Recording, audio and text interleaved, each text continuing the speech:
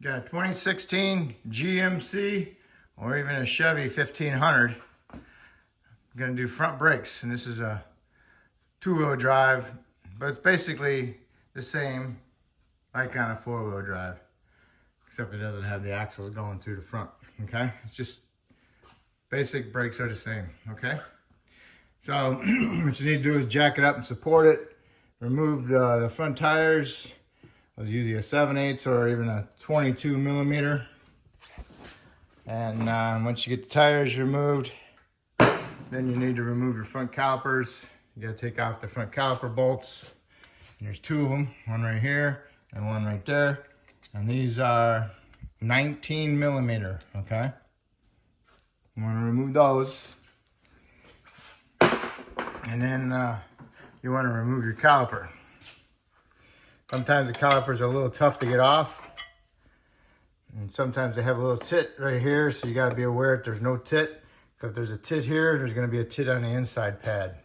And when you pull it off, you'll chip your pistons.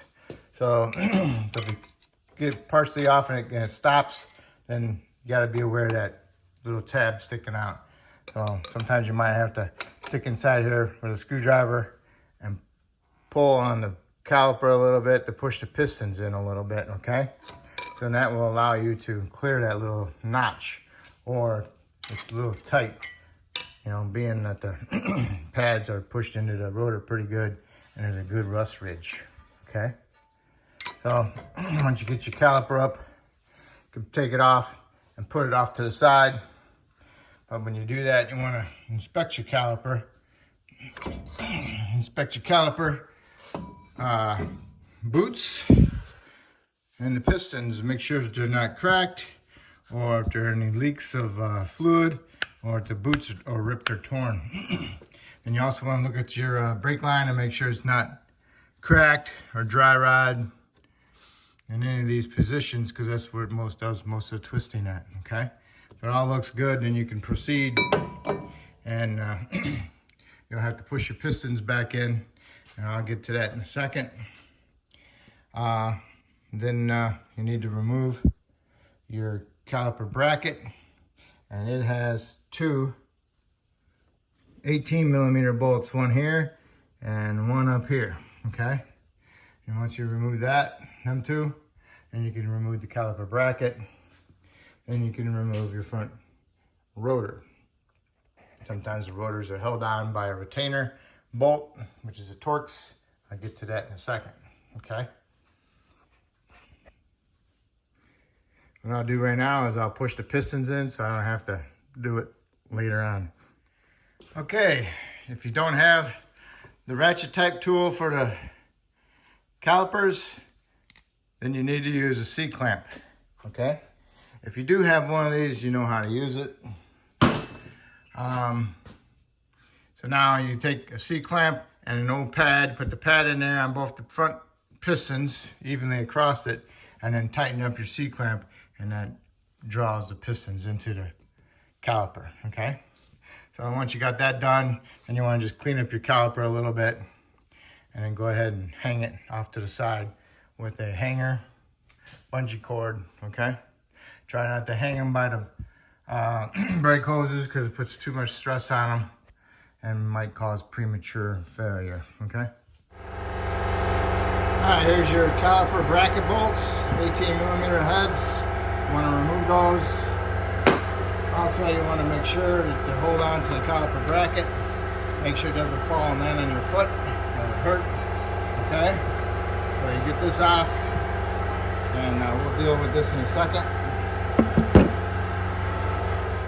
Okay, next you want to do is mess with the retainer bolt. It's a T30, a Torx 30. Okay, you want to remove that. If you can't get it out and breaks your tip on your tool, then you need to do is get a die grinder, put an X in it, and then you can use a chisel and turn it, turn it with the chisel like this with a hammer. Or you make a nice big X, you can pretty much cut it almost all the way out, and you can just smack on the rotor real hard and you'll bust it loose, okay? Then you have to remove the piece out of this inside the hub. All right, so if the rotor is bonded on there, frozen, then you'll need to put a lug nut on there, a couple threads, and smack it with a mini sledge to bust it loose, or even hit the rotor if you're gonna replace it, all right? So I try to put a lug nut on there to hold it so it doesn't fall off and land on my foot or my air hose, okay?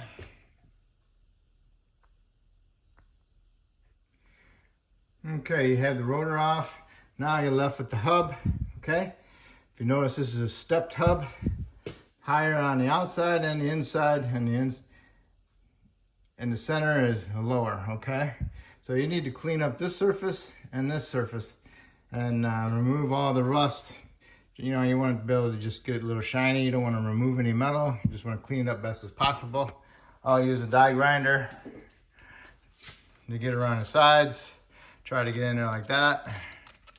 Okay, then it leaves me the surface inside the middle between the stud and the hub.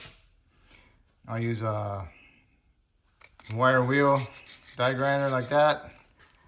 And sometimes I'll even use a nice brand new sharp screwdriver, flat blade, okay?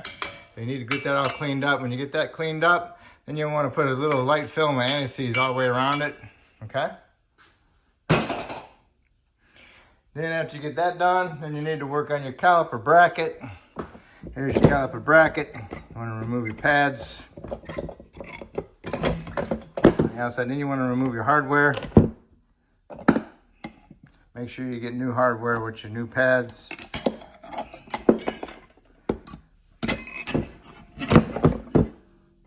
Okay.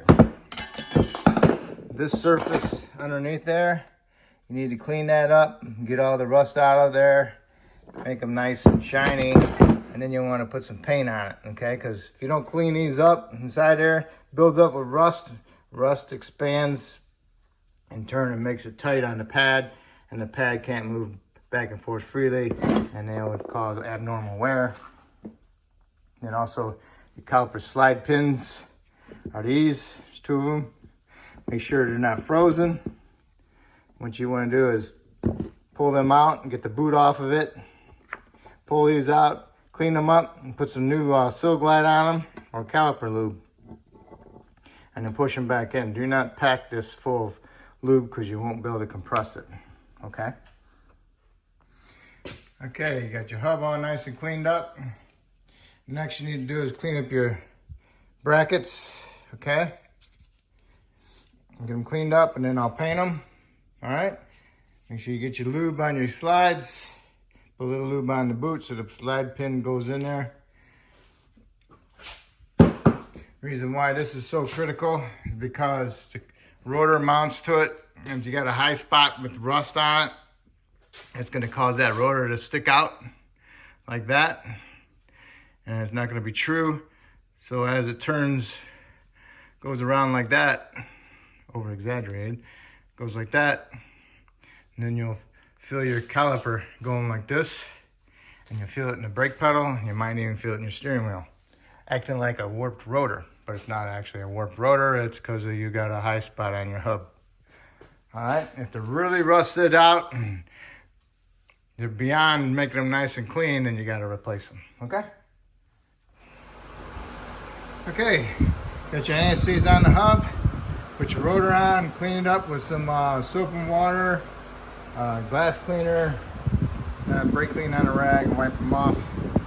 Don't put no brake clean on your brake pads. It deteriorates them. If you got the retainer bolt, that's great. If you don't, put a pair of vice grips lightly on the threads, on the studs, just so it doesn't damage them, just to hold it straight.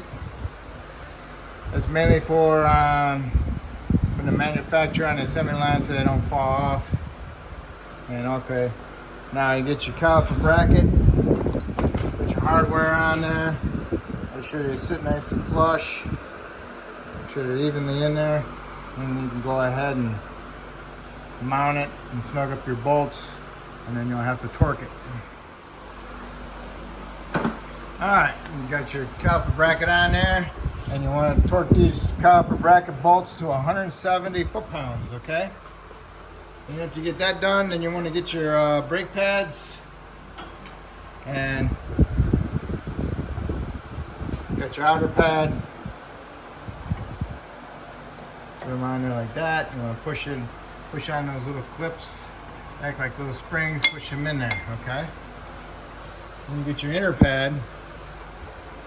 Got the big backing plate on it, and you want to put the squeaker towards the rotation of the rotor, so the rotor turns this way. So you want to put that squeaker indicator on the bottom. Okay, so you put them in there the same way. You want to push in on those little sides, act like little springs. You can get them in there, and there you go. And now you can get your caliper, put your caliper on there. As you put your caliper on, you want to push in your slides so the caliper can clear them, okay? And you want to put your bolts in for your caliper bolts and snug them up. And then you have to torque them. Okay, you got your caliper on. You want to inspect your hose, make sure it's not twisted. So hopefully it looks like this. If it's got a big loop in it, then you got to take your caliper off and twist it, okay? All right, so now you got your caliper bolts snugged up. You want to torque those to 38 foot-pounds, 40 foot-pounds, okay? And then that's it. So then you want to go ahead and do the other side the exact same way. And if you got the other side done, then you want to put your tires on. And then you want to put your lug nuts on, star pattern, tighten them up. And you want to torque them to 140 foot-pounds. Then you want to lower it down to the ground, go inside the cab, start it up, push the pedal to the floor a couple times. Make sure you got a decent firm pedal. Shut it off, open your hood, inspect your brake reservoir, and top off the brake fluid as needed, okay?